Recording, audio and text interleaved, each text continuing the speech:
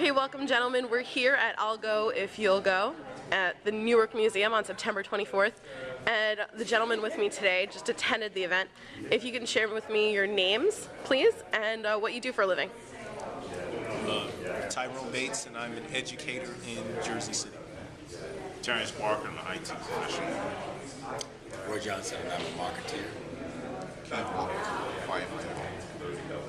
Great. So what did you guys think about today's event? I thought that it was very informative. More people should come out to events like this just for overall education and just learning about health, particularly breast cancer and prostate cancer awareness, especially with the free materials and the knowledge from the panelists.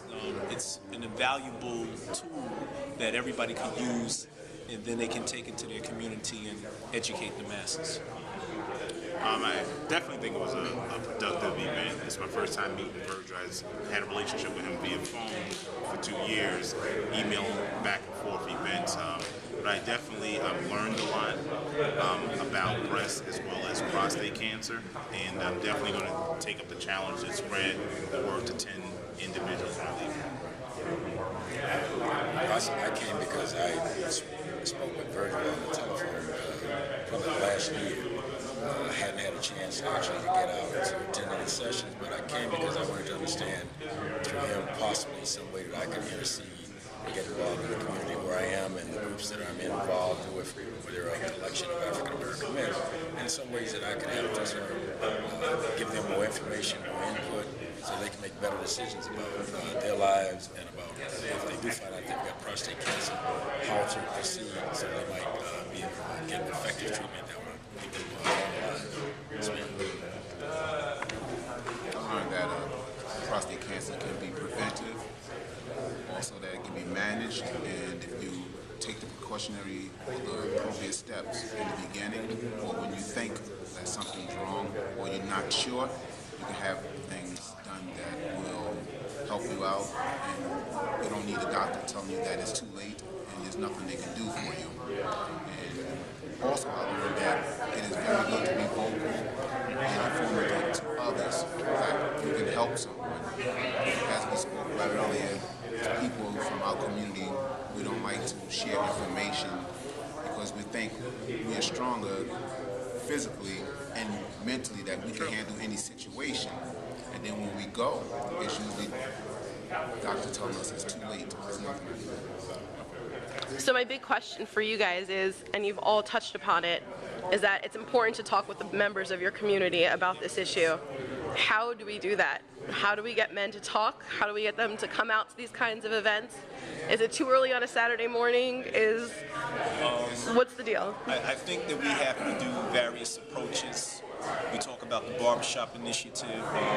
We need to go into churches. Anywhere where there's social events, we just need to bring awareness. Sometimes you may have to go into a bar that people frequent and get the word out. You know, I think they're a little bit more relaxed at that time. We have social networking now. We have Facebook and Twitter and text messaging.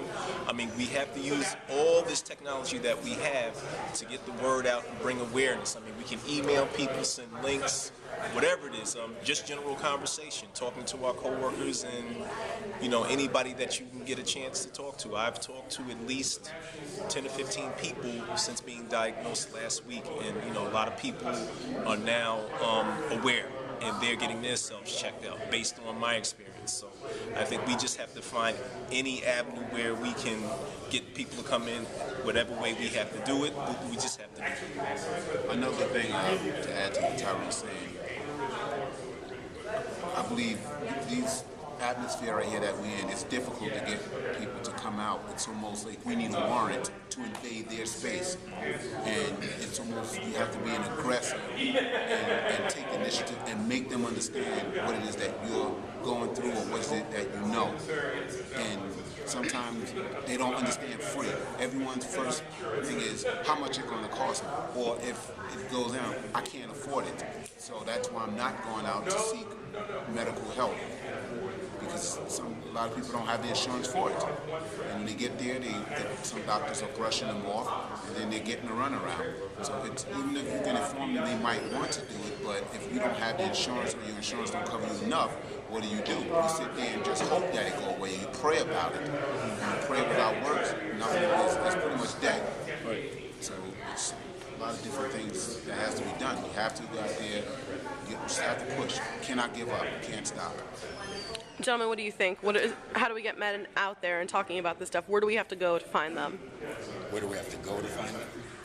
Well, we go to the places where they congregate, as Terrell was saying. In other words, you'll find them in churches, you'll find them in bars, you'll find them in barbershops, you'll find them in clubs, wherever you find your sporting events, wherever men, that congregate. First, you have to be there. Then second, you have to self-disclose. If you want to get someone to talk about themselves, you have to first self-disclose. And when you self-disclose, that opens up the other person to come back and share about themselves. So that's one of the ways to get people to talk. And of course, most of the times, a lot of the times, the reason why a lot of black men don't necessarily go to the doctor is a fear. They're afraid. They're afraid that they may find out that they do have something. The problem is, if you do have something, it's better to go get treatment and get it fixed rather than being afraid of what's going to happen when they get there. So a lot of times that fear makes them wait so long that by the time they get there, it's very, very late in the stages of their life in the game. And sometimes they're able to be treated in such a way that will save their life, and sometimes it may be too late. So do you guys have any advice to someone who's trying to touch the community and get the message out?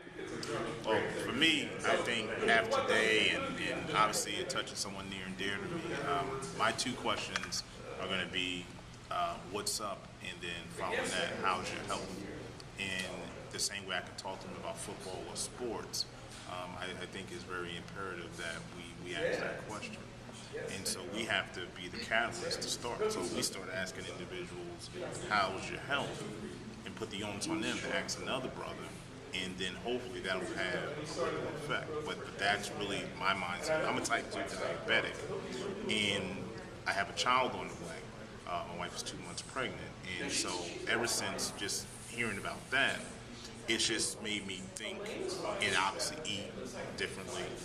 So really after today, and like I said, those are going to be my two questions before really anything else.